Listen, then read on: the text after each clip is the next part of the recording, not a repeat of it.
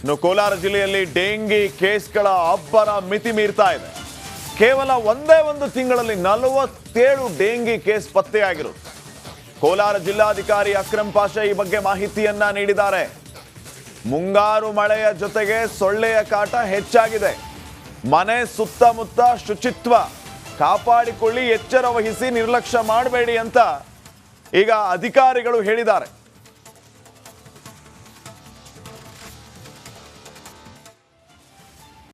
ಸುಮಾರು 5,000 ಕೇಸ್ಗಳು ರಿಪೋರ್ಟ್ ಆಗಿದ್ದಾವೆ. ಸೊ ಅದರಲ್ಲಿ ನಮ್ಮ ಕೋಲಾರದಲ್ಲಿಯೂ ಸಹ 47 ಕೇಸ್ಗಳು ರೆಫರ್ ಆಗಿತ್ತು. ಸೊ ಇದನ್ನು ಟ್ರೀಟ್ಮೆಂಟ್ ನಡೀತಾ ಇದೆ. ಸೊ ಆದ್ದರಿಂದ ಇದರ ಲಕ್ಷಣಗಳು ತೀವ್ರ ಜ್ವರ ಬರುವಂಥದ್ದು, ಮೈಕೈ ನೋವು ಇರುವಂಥದ್ದು, ಹಾಗೆ ತಲೆನೋವು ಬರುವಂಥದ್ದು, ವಾಂತಿ ವಾಕರಿಕೆ ಬರುವಂಥದ್ದು ಈ ಲಕ್ಷಣಗಳಿರ್ತವೆ. ಆದ್ದರಿಂದ ಸಾರ್ವಜನಿಕರು ಇದರ ಬಗ್ಗೆ ಎಚ್ಚರವನ್ನು ವಹಿಸಬೇಕು. ಇಡೀ ರಾಜ್ಯದಲ್ಲಿ ಸುಮಾರು 5,000 ಕೇಸ್ಗಳು ರಿಪೋರ್ಟ್ ಆಗಿದ್ದಾವೆ. ಸೊ ಅದರಲ್ಲಿ ನಮ್ಮ ಕೋಲಾರದಲ್ಲಿಯೂ ಸಹ 47 ಕೇಸ್ಗಳು ರೆಫರ್ ಆಗಿತ್ತು. ಸೊ ಇದನ್ನು ಟ್ರೀಟ್ಮೆಂಟ್ ನಡೀತಾ ಇದೆ. ಸೊ ಪೋಷಕರೇ, ಮಕ್ಕಳ ಆರೋಗ್ಯದ ಬಗ್ಗೆ ಗಮನ ಹರಿಸಿ.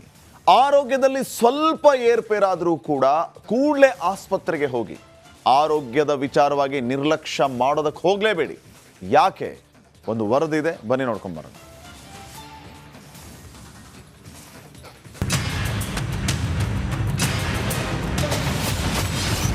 ರಾಜ್ಯಾದ್ಯಂತ ಡೆಂಗಿ ರಣಕೇಕೆ.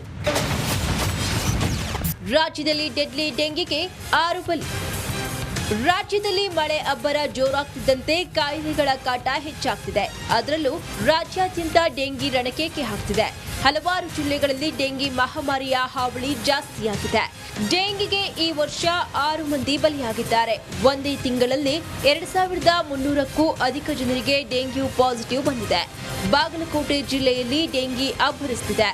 ಚಿಕ್ಕ ಮಕ್ಕಳಲ್ಲಿ ಹೆಚ್ಚಾಗಿ ಜ್ವರ ಕಾಣಿಸಿಕೊಳ್ತಾ ಇದ್ದು, ಡೆಂಗ್ಯೂ ನಿಯಂತ್ರಣಕ್ಕೆ ಜಿಲ್ಲಾ ಆರೋಗ್ಯ ಇಲಾಖೆ ಸಜ್ಜಾಗಿದೆ. ಸ್ವಚ್ಛತೆಯನ್ನು ಕಾಪಾಡ್ಕೋಬೇಕು, ನೀರು ನಿಂದ್ರದ ಹಾಗೆ ನೋಡ್ಕೋಬೇಕು. ಮತ್ತು ಮನೆಯಲ್ಲಿ ನಾವೇನು ಮಾಡ್ಬೋದು ಅಂತಂದರೆ, ಮಕ್ಕಳಿಗೆ ಮಲಗಿಸ್ಬೇಕಾದ್ರೆ ಸೊಳ್ಳೆ ಪರದೆ ಹಾಕ್ಕೊಂಡು ಮಲ್ಕೊಳ್ಳೋದು ಒಳ್ಳೆಯದು. ಮತ್ತು ಮಕ್ಕಳಿಗೆ ಫುಲ್ ತೋಳಿನ ಬಟ್ಟೆ ಹಾಕಿಸ್ಬೇಕು. ಯಾಕಂತಂದರೆ ಇವು ಡೇ ಟೈಮು ಕಡಿತೇವೆ, ರಾತ್ರಿ ಅಷ್ಟೇ ಕಡಿತವೆ ಮಸ್ಕಿಟೋ. ಅದರಿಂದ ಇದು ಡೆಂಗು ಬರಲ್ಲ ಅಂತೆಲ್ಲ, ಡೇ ಟೈಮ್ ಬೈಟರ್ಸ್ ಇವು ಮೇನ್.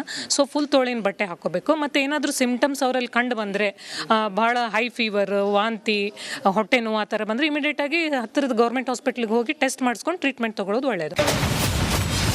ಡೆಂಗ್ಯೂ ರಣಕೇಕೆ. ರಾಜ್ಯಾದ್ಯಂತ ಡೆಂಗ್ಯೂ ರಣಕೇಕೆಯನ್ನ ಹಾಕ್ತಾ ಇದ್ದು, ಬೆಂಗಳೂರಲ್ಲಿ ಈವರೆಗೆ 1,563 ಕೇಸ್ ಪತ್ತೆಯಾಗಿದೆ. ಅಲ್ಲದೆ ಚಿಕ್ಕಮಗಳೂರಲ್ಲಿ 491 ಕೇಸ್, ಮೈಸೂರಲ್ಲಿ 479 case, Haveri 451 case, Chitradurga 265 case ದಾಖಲಾದರೆ, ಇನ್ನು ದಕ್ಷಿಣ ಕನ್ನಡ ಜಿಲ್ಲೆಯಲ್ಲಿ 233 ಕೇಸ್ ಪತ್ತೆಯಾಗಿದೆ. ರಾಜ್ಯಾದ್ಯಂತ ಡೆಂಗಿ ಸಾವಿನ ಸವಾರಿ. ಇನ್ನು ಕೇಸ್ ಹೆಚ್ಚಾಗ್ತಾ ಇದ್ದಂತೆ ಸಾವಿನ ಕೇಸ್ಗಳು ಹೆಚ್ಚಾಗ್ತಾ ಇರೋದು ಆತಂಕವನ್ನ ದುಪ್ಪಟ್ಟು ಮಾಡಿದೆ. ಸಾವಿನ ಸವಾರಿ. ರಾಜ್ಯದ ಕೆಲ ಜಿಲ್ಲೆಗಳಲ್ಲಿ ಡೆಂಗಿ ಸಾವಿನ ಸವಾರಿ ಶುರುವಾಗಿದೆ. ಹಾಸನದಲ್ಲಿ 2 ಸಾವಾಗಿದೆ.